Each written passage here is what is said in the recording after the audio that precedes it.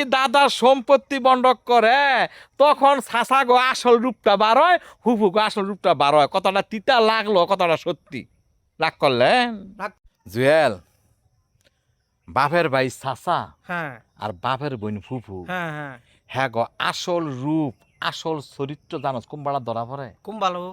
এমনে যত আদর করে আব্বু আব্বু আমারে, হ্যাঁ বাবাডায় আব্বুডা, হ্যাঁ হ্যাঁ হ্যাঁ যখন নাকি দাদার সম্পত্তি বন্ধক করতে গেছে, হ্যাঁ চাই দি আমার চাচারা একটা আলমারির তক্তটা পর্যন্ত হিসাব করে লয়ে গেছে। লয়ে গেছে। আমার ফুফুরা হ্যাঁ এইটা আমার মার চিহ্ন, এইটা আমি নিমু চামচটা বুঝতে লয়ে গেছে। লয়ে গেছে। তো এইটাই কই আর কি, যে বাপের ভাই চাচা আর বাপের বোন ফুফু গো আসল রূপ আসল চরিত্র ধরা যায় যখন নাকি দাদার সম্পত্তি বন্ধক হয়।